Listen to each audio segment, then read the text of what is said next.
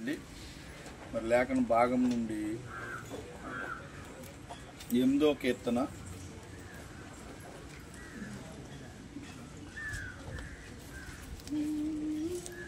2వ వచనం మనం చదివినట్లయితే, శత్రువులను పగతీర్చుకున్న వారిని శాంతి చేయుటకై ఈ విరోధులను బట్టి బాలుర యొక్క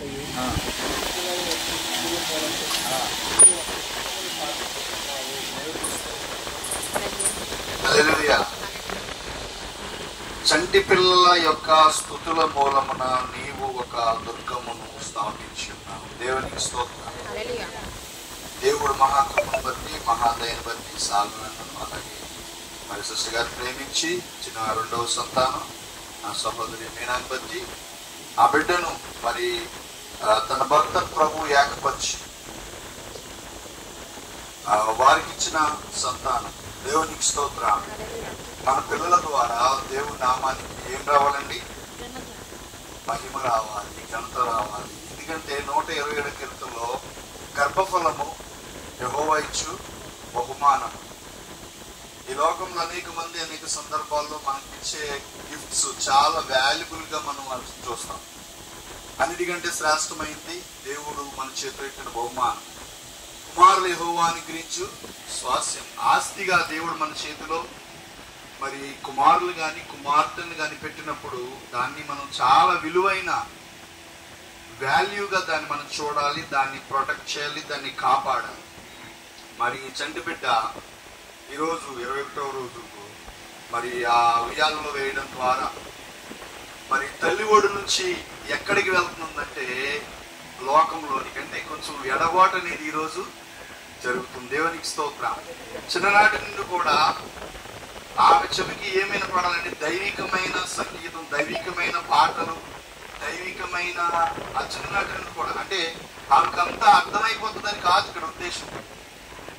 ఒక బీజం అనేది చిన్ననాటి నుంచి మనం వేయడం ద్వారా ఆ ఉండే కొద్ది వెళ్ళే కొద్ది అది అనుకరణలోనికి లేదా వినడం ద్వారా ఊకట్టడం అని లేకపోతే వివిధ భావాలు వాళ్ళు వ్యక్తం చేస్తారు చిన్నపిల్లలు. దేవునికి స్తోత్రం.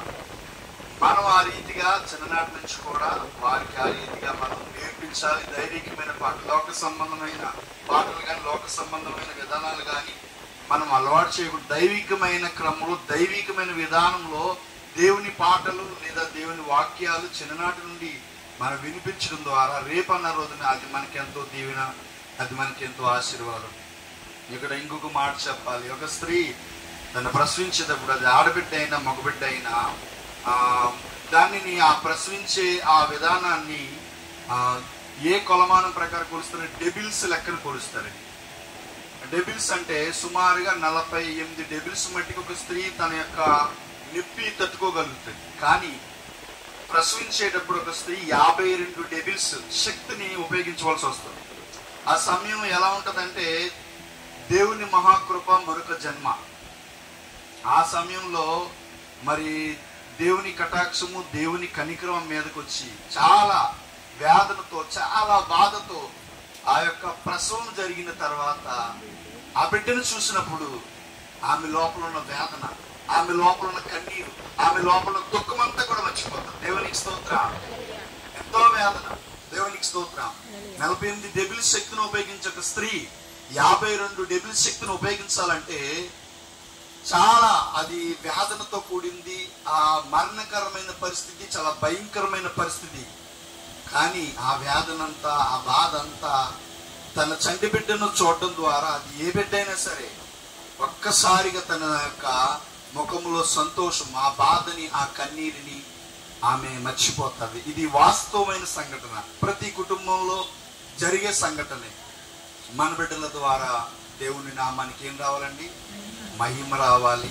మన బిడ్డలు చిన్ననాటి నుండి దైవికమైన విధానంలో పెంచడం ద్వారా వాళ్ళని ఒక ఉన్నతమైన స్థితిలో, ఉన్నతమైన విధానంలో వారు రేపొద్దున ఎదిగి ఫలించి మంచిగా చదువుకుని ఒక ఇంజనీర్ అయినప్పుడు, ఒక కలెక్టర్ అయినప్పుడు, లేకపోతే ఒక ఉన్నతమైన అధికారి అయినప్పుడు మనం ఎంతగానో సంతోషపడతాం, ఎంతగానో ఆనందపడతాం. మరి సాల్మాన్ గారు మనవరాలు అంటారండి, ఆయన అంతా మరి ఇంత లాభం తిత్త అయిపోతాడు. దేవునికి స్తోత్రం. బీజం బీజం ఏంటంటే చిన్నటి నుంచి కూడా దైవికమైన భయం, దైవికమైన క్రమము, ప్రార్థన, ఆ పాటలు, ఆరాధన. అలాగే మనం వెళ్ళడం ద్వారా మనం ఎంతగానో దీవించబడతాం. అది ఆమెకు దీవెన, ఆమెకు ఆశీర్వాదం. అలాగే తాతగారికి, మామగారికి, నానమ్మకి, అలాగే వారికి కూడా, వాళ్ళ తల్లిదండ్రులకు కూడా, వాళ్ళ నాన్నగారికి కూడా, వాళ్ళకి రక్తసం అందరికీ కూడా చాలా ఆశీర్వాదము, చాలా దీవెన. ఇది దేవునిలోనే ఉంది, ఇంకెక్కడ బయట ఎక్కడ కూడా లేదు. ఘనత తేవడం అనేది, పిల్లలు ఘనత తీసుకురావడం అనేది దేవుని యందు భయభక్తుల్లోనే ఉంది కానీ లోకంలో లేదండి. ఆ భయాన్ని, ఆ విధానాన్ని మనం వారికి నేర్పించినప్పుడు అది ఎంతో దీవెనకరంగా, ఆశీర్వాదకరంగా ఉంటుంది. ప్రభువునికి ఇటువై కొద్ది మాటలు దీవించబడును గాక. ఆమేన్.